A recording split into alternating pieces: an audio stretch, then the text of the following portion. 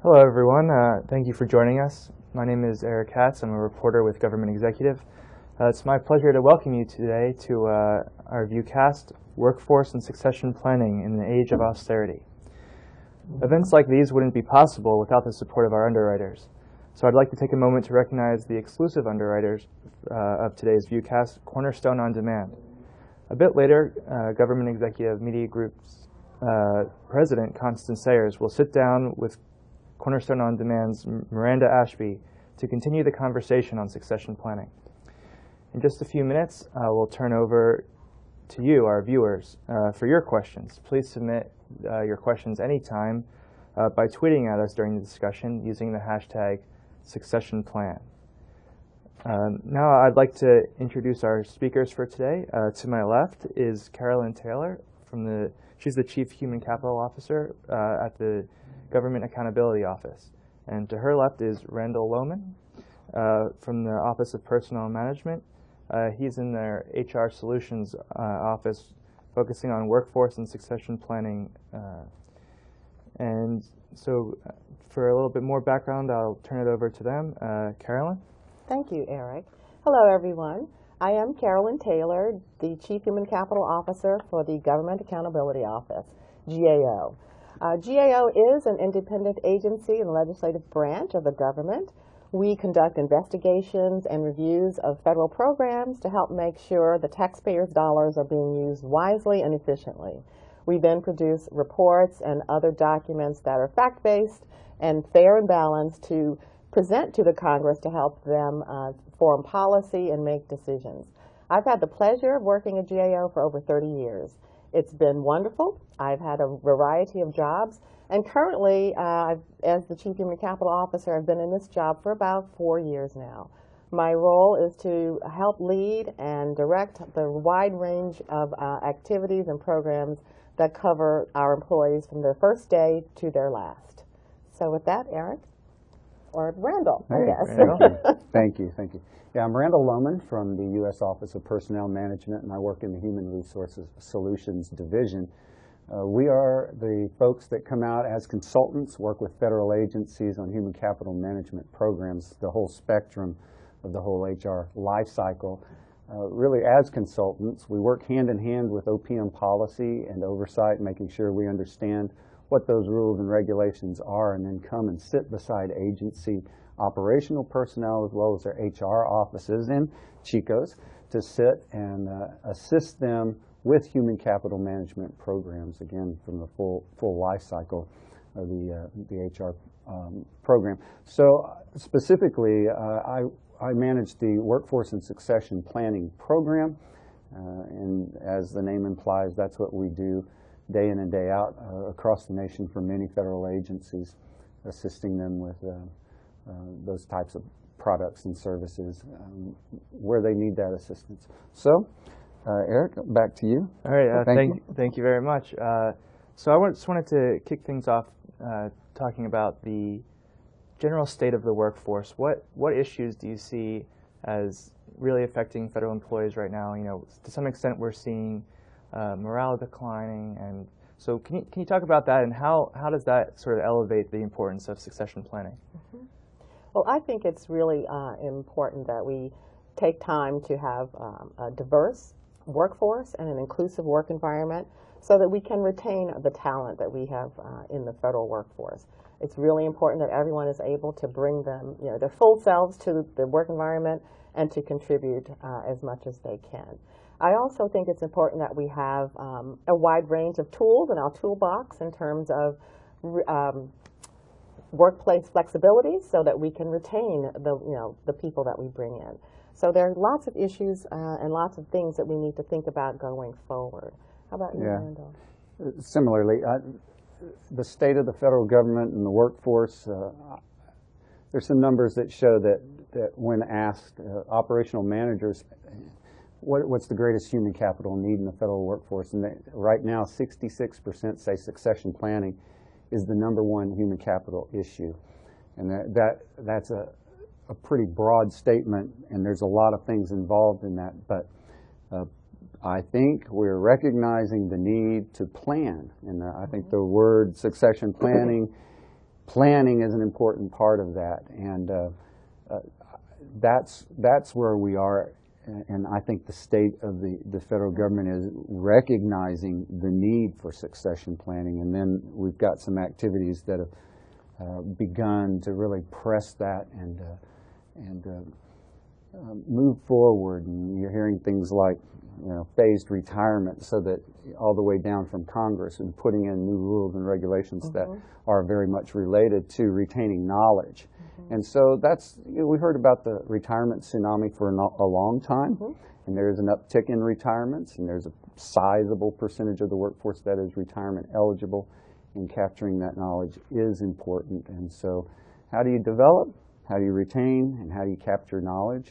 Those are very key right now across the federal sector. So you mentioned the retirement tsunami, and that's something we've, as you said, we've been hearing about for a long time, or several years at least. So many federal employees are retirement eligible, or going to be very soon. So I guess the first step in succession planning is making sure that there's someone there to take over. So how have you at GAO and across government sort of focused on bringing in new people, recruitment efforts, bringing in young people, especially? I know that's been a focus. Could you talk a little bit about that? Okay. Well, let me first talk a bit about our succession planning model. I think we have two parts. It's the annual workforce planning effort, where you take a look at the numbers. How many folks can we bring on, our FTE allocation? What can our budget afford? We frame it and anchor it in our strategic plan. And then we look at data. How many folks have we lost in the last few years? What's the retention? What's the attrition? And who are they? How many people are eligible for retirement, and what levels are they? So we have a lot of facts and data that we start off with each year to try to have a plan for hiring and following up on that. Secondly, I think we also have, I know we have been emphasizing a couple of things sort of on a day-to-day basis to help develop the people that we do have. We have a learning center in GAO that offers hundreds of courses each year that help people develop their skills and move up. We are also expecting all of our supervisors and managers to regularly provide feedback and coaching to staff to, again, help everyone develop and move up as they are able. So I think we have, sort of a two-pronged approach to succession planning: the annual workforce planning look, as well as the day-to-day ongoing training and development efforts. I think that, frames what we are doing. Yeah, that's good. And I really appreciate the planning. The OPM model is going to start with the strategic alignment of all activities, and it's a cyclical process. The succession planning, workforce planning is cyclical, starting with strategic alignment, understanding the strategic direction of the agency and what the mission is, identifying the mission-critical occupations, or those key leadership positions that are driving mission accomplishment, and doing an analysis of that, I think, is critical for us to look at both what do we have in terms of retirement eligibility right now, what has our trend been for the past 5 years or so, and then project out what can we expect over the next 5 years, so that you're building a 5-year picture. And if you kind of know that in the game of the 3 to 5 years out, in terms of what's necessary to accomplish the mission 3 to 5 years out, knowing what's going to happen and trending what's happening within your workforce in terms of accessions, losses, where those losses and accessions are occurring, why they're occurring, and when they occur, then you can start really putting together a plan that is forward-looking, that is on point, with a scenario that is most likely for the organization. So that's that strategic look at it through all the data that you can pull together and scrape together. One of the big things that we really try to encourage is to, when you have that scenario and you know what your mission critical occupations is, to really take a deep dive into what success looks like within those occupations, and assess that for your up-and-coming workforce, as well as those that you're going to bring into the workforce, so that your assessments, both of your existing workforce and your candidates coming into the workforce are on point with the requirements of the position, and all of that rolls right up into the strategic direction of the organization, so that your recruitment, Eric, like you mentioned, or the recruitment is tied into the mission, your employee development is tied into the mission, so that everything is very planned and organized in a very strategic fashion, built on a future projection. So part of that then is not just taking and finding that data and collecting it, like you both mentioned, but sort of leveraging that to make sure that you're drilling down and hiring where your needs are and Exactly. planning where your needs are. Yeah, exactly. That's good. So yeah, go ahead. I was just going to mention that you asked about recruiting, and I would like to talk about our efforts. And it's been a long effort, long program, over 10 years. We've had the time to develop good relationships with colleges and universities, and strong relationships with various professional organizations to help build our brand. So GAO, not everyone outside of Washington knows who we are, so we need to help everyone understand, the kind of wonderful work we do and what we can bring in terms of their career development. So we've been working for more than 10 years to develop good relationships with colleges and universities, again, just to brand who we are, to get the word out there and to continue to recruit. Even in those years when we don't have a lot of money to hire, it's important to keep the word out there, who we are and what we do.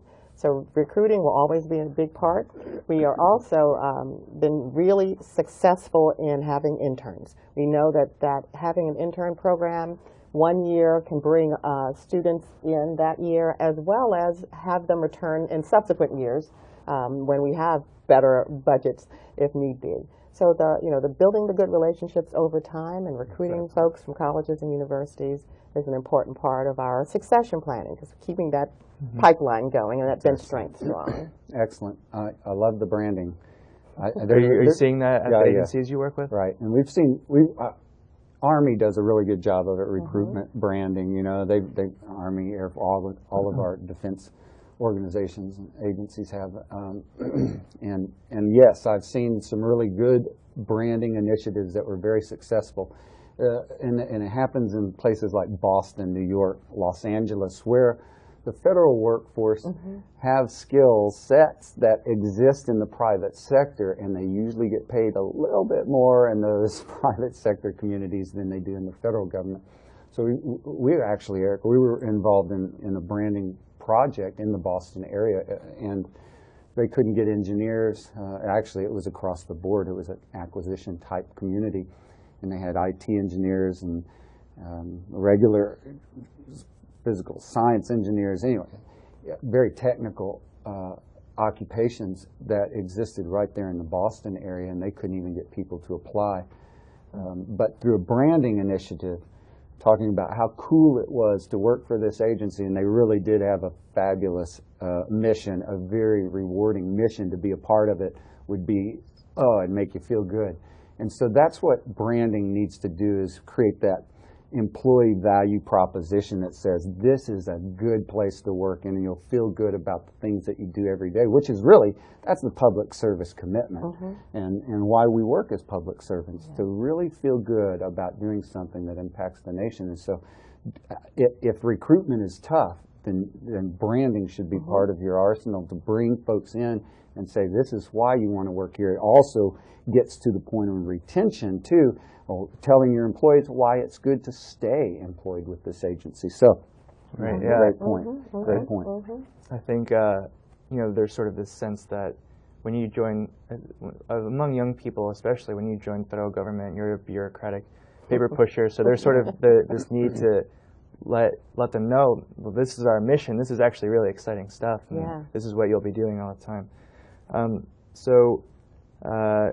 As I mentioned earlier, we had some questions from the audience. Some are coming in, and you guys both sort of mentioned briefly retention efforts. And I was hoping you could discuss, what new ways your agency or the agencies that you work with are looking at retention, and maybe it gets back to that workplace flexibility to some extent that you mentioned earlier. I know, Randall, you discussed how sometimes there's a little bit more lucrative offer coming in the private sector. So how do you keep someone from taking that job. Mm-hmm. Randall, you want to tackle that? I think right now, probably the number one retention issue that we have seen is workplace flexibilities, and I know there's been some difficulties within government concerning telework and workplace flexibilities. But when looking at bringing folks into federal positions, and going right back to my initial statements about assessment and assessing candidates coming in, job fit, I would say job fit and workplace flexibilities. If you can get those two right, your retention will skyrocket. So that if people enjoy coming to work every day and have some flexibility, especially with millennials and the younger generation coming in, I have too much to say about that, but because here's what I think. I think their building systems, they're brilliant. You know, you go to the Googles and the places that are building all these IT systems, you know, the Apples and the IBMs. It's a younger generation, and they're building technologies that support what they want to do.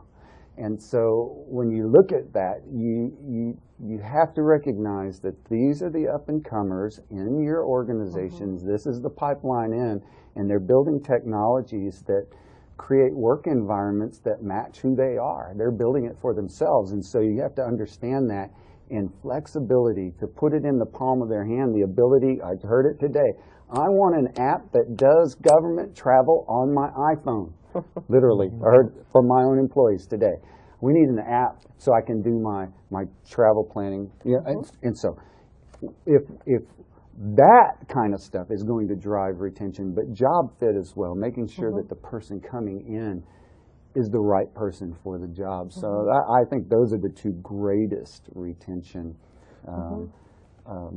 tools that we can have. So. Yeah. And I agree. I absolutely agree. We've had people with pretty much the exact same skills and talents. We've had one person I worked with who decided that instead of working on reports about organizations and making recommendations, they wanted to be out there implementing the changes. So they decided not to stay. But they, you know, really, really good and talented person. I also agree that flexibilities, the workplace flexibilities, make a huge difference for people at all stages of their career. We also have, to the extent we can, well, we still at our headquarters building have a child care center, and we have a gym, a facility that helps people, again, meet all of their workplace and work-life needs somewhat conveniently. Last but not least, I would just add to Randall's list, I do believe having an inclusive work environment is a third piece. That if people, we are recruiting a diverse and talented population, everyone really needs to feel respected and welcome. And I think that, you know, the person job fit, the workplace flexibilities, and having a really welcoming and respectful work environment are the three things that keep people there. That's good, and I'm glad you mentioned age too, because you know, I'm 56 years old. Young man. Yeah, just young. Still not retirement eligible. I started too late, but I am a remote worker. I work from home full time. I manage eight direct reports who have the capability of working at home full time. And I joked around about initial discussions that I work in my pajamas, and you know, my commute is past the coffee pot on the way downstairs. And continued to joke about how many times I've been in stressful situations, hung up the phone on very stressful meetings, and say, I got to find a new job, I quit, you know, and then realize, wait a minute, I'm sitting here, I'm sitting here in my pajamas. What a great work environment.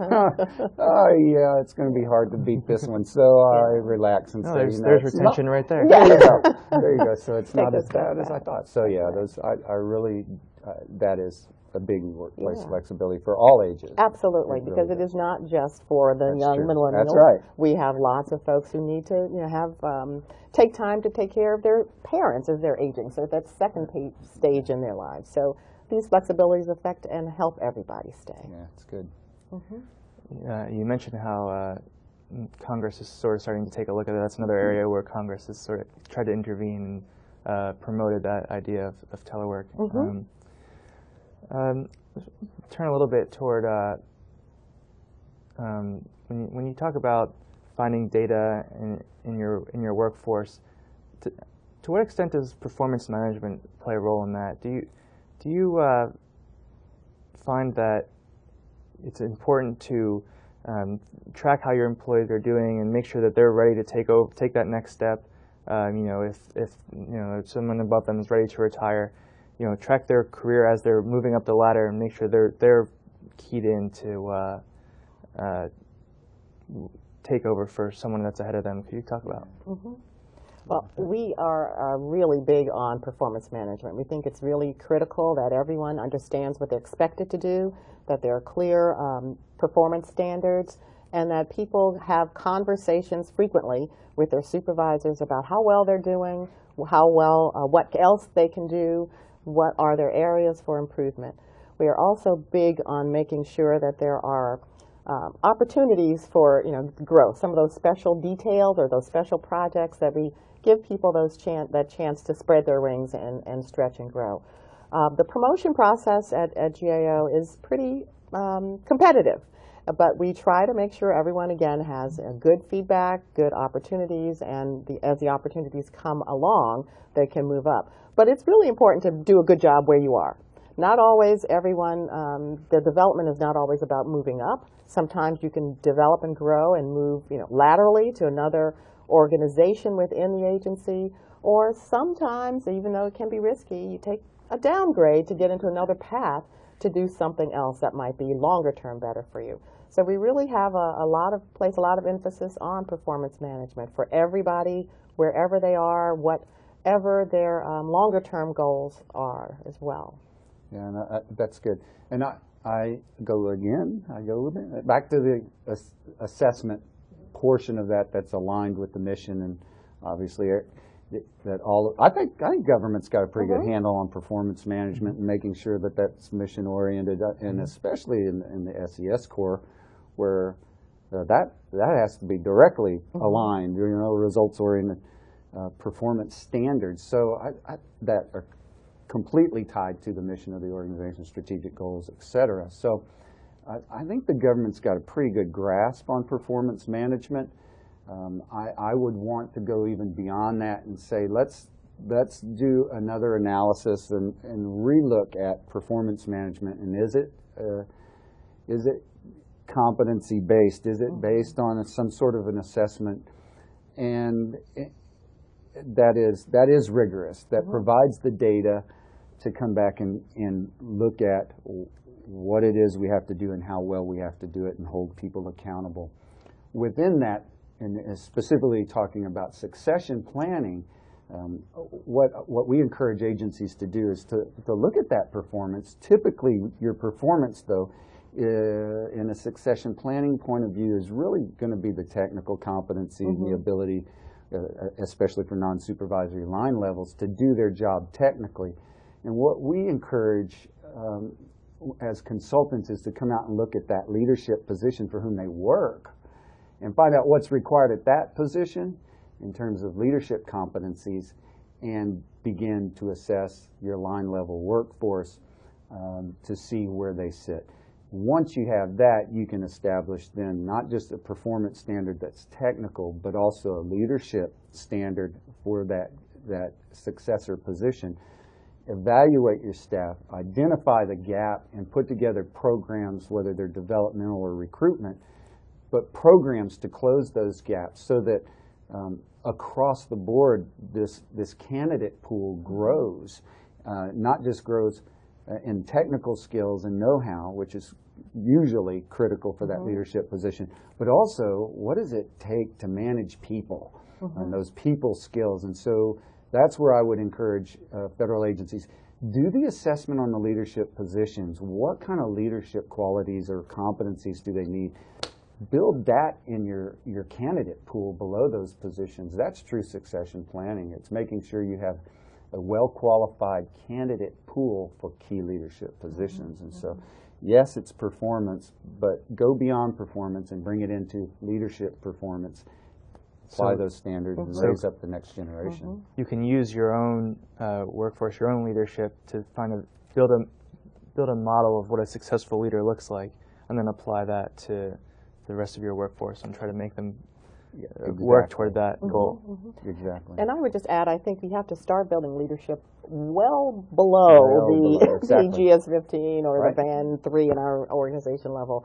There are some aspects of leadership that can start right at the beginning. Absolutely. You know, managing your own time, considering, you know, looking at ways that you can develop yourself, sort of an independent effort. But I think sometimes we looked at leadership development just before they're getting ready for an SES position, but I really think it needs to start well before then. Agreed. Agreed. I have another question here from our audience. They want to know, where can a federal agency, how can they use a succession planning model that one agency has used successfully and develop it at their own agency? Randall, maybe you would be well versed in this area. Our programs are not prescriptive. They're, you know, this is a model, and there is flexibility built within the human capital framework, or the old human capital accountability and assessment framework, so that when policy came out to look and see, are you doing what it takes to build talent, they really looked at the model, which was, did you plan well and execute well and measure well? That's basically it. And that's what they wanted to see. Where is the planning?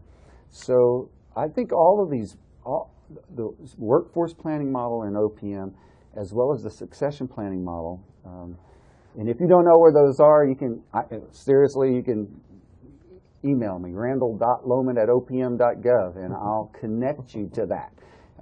Those two models, and we have a huge, it's like 120-page succession planning guide developed by OPM.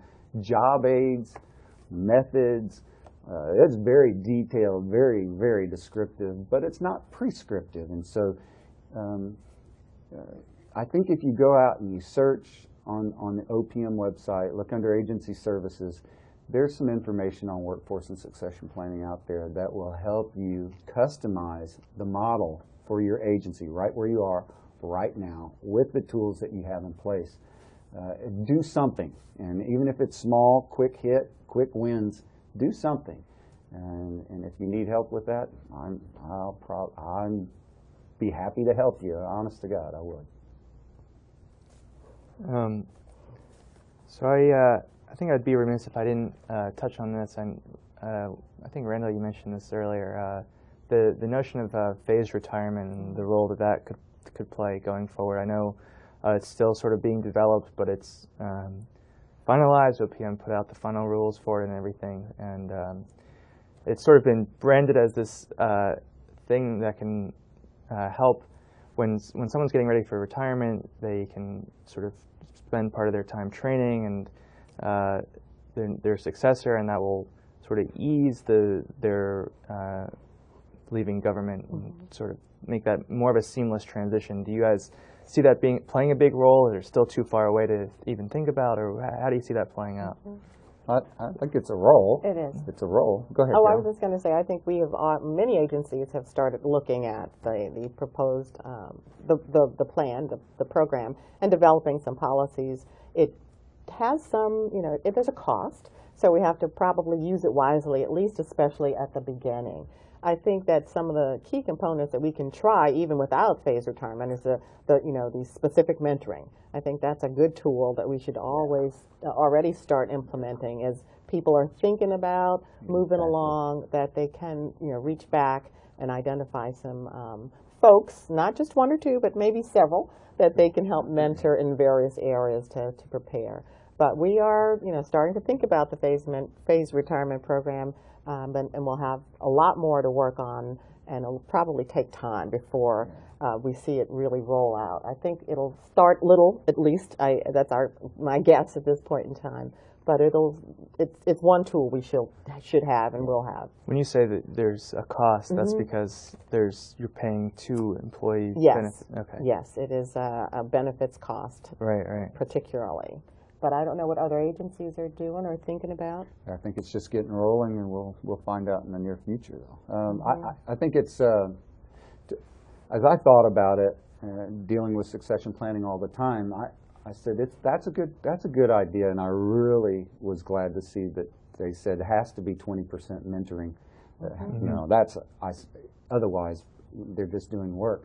So I thought, you know, good call on that one. But we should be doing that, and you said it, we should be doing that anyway. Throughout our workforce, that mentoring piece should be happening to some degree with every senior level person, whether it's a supervisor, leader, manager, or SES, right down to the technical experts bringing others up through their occupation. Are you seeing that? Are agencies implementing mentoring plans? There's a lot of mentoring out there. There really is a lot of mentoring programs out there. But I think we got a long way to go in terms of formalizing a knowledge management program where we're capturing the right knowledge and doing it in the right way. Mentoring, again, is good, but it needs to be on point. And that's why if I foot stomp anything, all of our exercises need to be on point with some strategic direction, alignments with assessments, evaluation, and based on the data, applying the programs, whether it's mentoring or development or of any kind. So. And I would mention we also have what we consider knowledge transfer. So it's mentoring, but it's also making sure that someone else, you know, knows all the context that you have, knows where the information is that you've collected 10 years ago, and sort of, you know, really is prepared to step in and fill your shoes as much as they can if, in fact, you leave tomorrow. So are you, is there like a formal program for that, or sort of just, you know, from one leader to the next? They're on their own. It is a bit informal, but we do have some tools to help our systems for recording or capturing our documentation. And again, we keep trying to recommend and urge our managers as they are moving along to look back and to think about ways to bring people along in developmental opportunities so that they can be ready. There's a lot of growth right now in HR as the strategic partner. And I was talking to Carolyn before the broadcast. We've grown from being the personnel office to the business partner, and now the strategic partner, and HR at the table.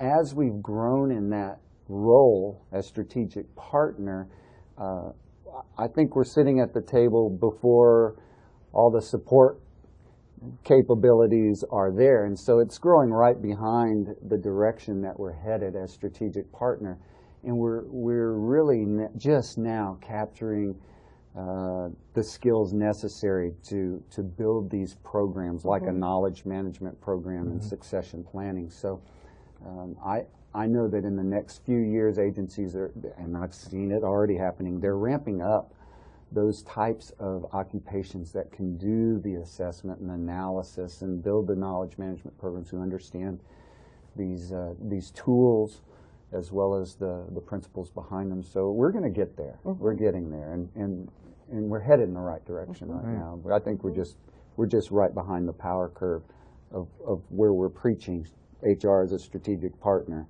The infrastructure is coming up right now. So. I wanted to get back a little bit toward the outreach. We sort of danced around the M word a little bit, and, finding millennials to recruiting them in. So what efforts? I know, Carolyn, we talked about this earlier a little bit about, you know, to some extent social media, and you talked about reaching out to colleges. How do you tell young people today that the federal government is a good place to go? It's a great place. One of the things that we do, again, we have our partnerships that we've had with colleges and universities for many years. We actually talk a little bit about how that works. How that works. All right. So we have lots of recruits that we've hired who will volunteer to be recruiters and go back to their former schools as alumni to bring the word about how their experiences have been and to tell other young folks about the wonderful work we do. And we also have an executive, a senior level executive, who is the sponsor and liaison with the colleges and universities and one of their senior officials to sort of keep that partnership going, even again when we don't have lots of time or dollars or lots of hiring slots. But it's been years of recruitment efforts and years of relationship building. One of the things that we have done, we used to be many, many more visits directly to colleges and universities. We're shifting more, doing more things in a virtual manner, and as well as encouraging folks to come to visit us. So we're trying to continue our outreach, trying to continue those relationships in a cost-effective way. But the key is, again, what you say and who you send out to those I won't say campuses, but sometimes it's not at the campuses. It's other places. We also participate in career fairs. There are some pretty active alumni organizations in this area. So we have people, touching base and making sure that they remember GAO. Right, and then it gets back to the whole branding idea. Yes, exactly. Absolutely, absolutely. Okay, so maybe you talk about, we're sort of closing in on the last few minutes here. What do you see as the biggest challenges moving forward for succession planning? We spent a lot of time talking, and it sounds, in a lot of ways promising that we have a lot of ideas, and they're just sort of gearing up, and everything's heading in the right direction. But what do you see as the biggest problem? Is it just sort of taking that final step, or what do you see going forward, Randall? Money. Money. Yeah, it's money. I think it's money to build the offices, really, honestly. To build the offices necessary, that infrastructure that I talked about, they're happening now. Anecdotally, I get calls and say, we've only got 2 people to do workforce planning for the whole agency, and we're just now getting educated on the process. Mm-hmm. We don't have enough bodies to do the work. We're not sure we have the budget to hire a vendor to come in to help us do the work. And so they have direction, but they're stuck because they're not big enough for the job, basically. And that's going to change too over time. And those offices are going to expand to a place of capability. And so it's hiring, money for hiring, because we know what to do now. We know what kind of skills we need. It's just building those offices large enough so that they can take on the work and the scope of the work to get it done. And so that's what I would say. Money either to hire the vendors to help do the work or build the office structures to do the work.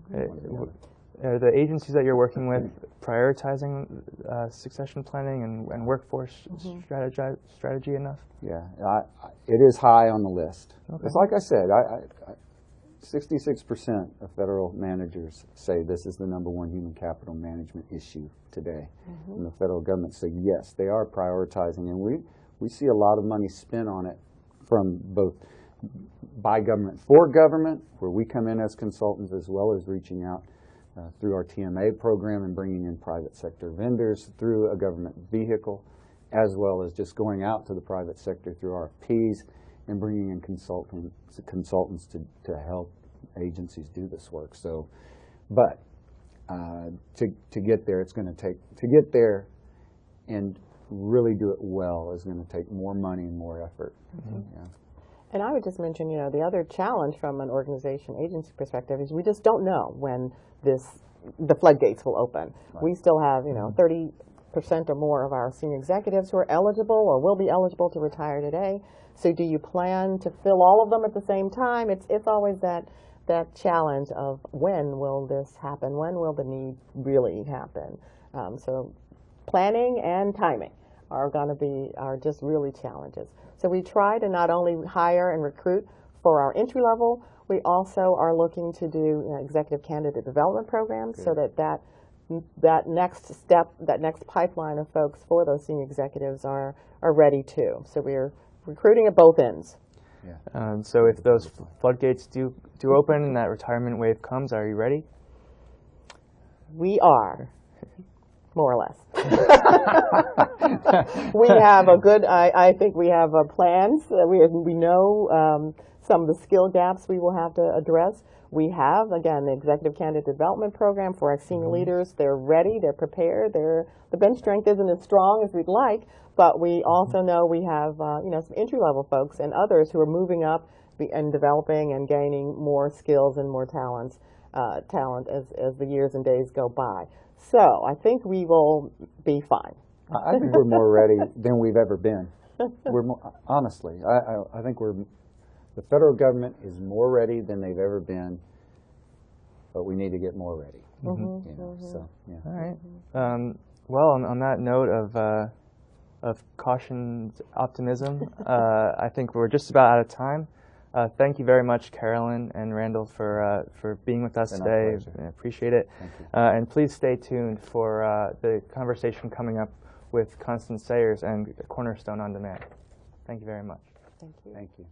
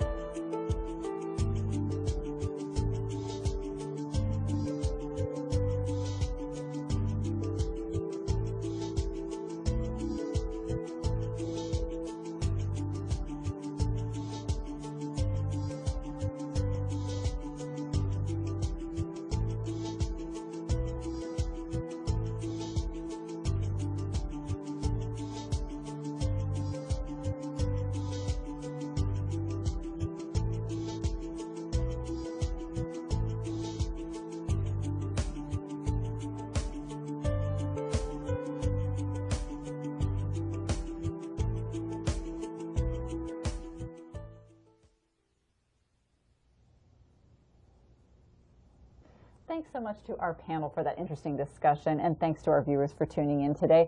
I'm Constance Sayers. I am the president of Government Executive Media Group, and I'm here with Miranda Ashby, Senior Director at Cornerstone On Demand. We're going to continue the conversation on succession planning, but first a few words about Miranda. As a 20-year federal sales professional and leader who is currently the Senior Director with Cornerstone On Demand, Miranda Ashby has developed successful client relationships with an impressive number of federal agencies tackling the ongoing challenge of unified talent management. Over the years, Miranda has worked with every cabinet level and large independent agency, helping them to better understand unified talent management and its impact on the recruitment, retention, and development of federal employees. Well, thank you very much for joining me. Thank you for having me. So let's get right to it. We heard a lot of great things in the session we just had. And after hearing that discussion with Carolyn and Randall, what are your thoughts on the challenges and the hurdles agencies are finding when they are considering succession planning? Well, as we heard Carolyn and Randall talk about quite eloquently, I would add, they've got a lot of different challenges that they're trying to face in the federal space. They are facing the challenge of this talent tsunami. As well, they're trying to prepare and ready and develop the talent that they have in-house to hopefully help backfill some of the talent on its way out.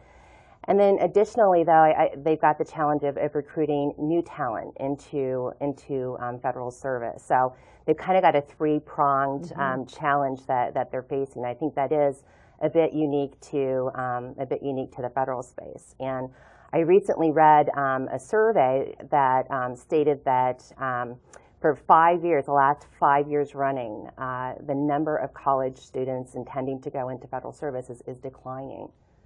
And in 2015, only 2% today are planning to go into federal service. So those are astounding statistics when you think about the challenges facing the federal government. And I would just wrap up too to the question, just saying that there tends to be a perception out there, I think, that there's a lot of bureaucracy and red tape to even get into federal service to begin with. The application process can be very daunting. And there was some discussion today between both Carolyn and Randall about the challenges of branding themselves. I think that that's a challenge that they're facing as well. And there's an awful lot of emphasis in this space on experience and maybe not nearly enough on talent and potential. And so I think those are some paradigms that have to shift to address these challenges. And are those, as you see it, the biggest millennial challenges, or what they said, the M word, that we're seeing both in recruitment and, the perception that the federal government has a lot of, bureaucratic hurdles? So there's something that we actually call the millennial challenge. That's literally what we call it. And if you look at just the statistics on this again, by 2020, more than 50% of the workforce is going to be millennials. And for those that don't know who millennials are, those are the folks out there that are 30 and younger. Yet, when you look at the numbers for the federal workforce, depending on which study you cite, the number of federal employees that are millennials today is anywhere from 8 to 16%. So if you look at how that aligns with what you're looking at the future workforce to be, that's a pretty scary statistic. There are also studies out there that indicate that when millennials get into federal service, they seem to be happy with the experience that they're having, but they don't stay for long. So they're having some challenges with retaining that talent. And so literally cracking the code on how to recruit, retain this talent is what we call the millennial challenge. Yeah. Well, when you unpack that, what are millennials looking for, and what are their expectations when they're searching for a career? Start there, maybe. So they're not going to have one career. They're expected to have 8 or 9 careers, not jobs, 8 or 9 careers in their lifetime. So this is very much, I've heard them referred to as the video game generation. They come into a project and they want to get the game, they want to beat it, and then they want to move on to the next game. So they're not necessarily career ladder minded as we tend to think of it, downwards, upwards. They're more kind of career lattice minded. So they want to go and do different projects and be super successful at that project, and then go move on and do the next project. And they want it to count just as much as it would have had they stayed in that same exact position with that same exact agency for that same period of time. So they've got some pretty unique demands, I would say, in that regard. And then they're also very social creatures. I mean, these guys grew up on Facebook and Twitter and tweeting and all the rest of it. So they're very plugged in and they're very social. And that's, I think, another challenge that federal service has. If they come into federal service and they don't have a good experience, all of their friends and family are going to know that they didn't have a good experience. So, yeah. Our final question here, how has government approached talent up to this point, and what can agencies do better? I think it's been I have a couple of thoughts on this. I think it's been a very siloed approach. So when we talk about unified talent management, I think everyone is trying to crack the code on that as well. We've been hearing about succession planning across the government for as long as I've been working in this space, 20 years now. But there are pillars that have to be in place in order to execute on a succession plan successfully. You've got to have your performance management in place, and you've got to have your learning management in place. Those are the pillars that build a succession plan. How else do you assess who your high performers are and who your high potentials are in an organization? If you know that you have a mission critical person leaving the organization, how do you ready the people that will come in behind them if you don't have that tied to learning?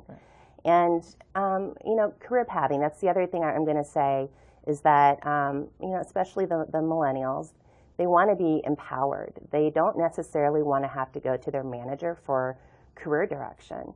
If I'm in this position today and I want to move to some other position 6 months from now, whether it's in my agency or not, it might not even be in the same job series. It might be something completely different.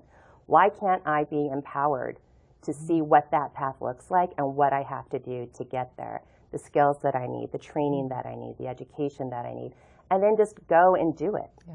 And that is the expectation, and I think that government has a tremendous opportunity to improve on that.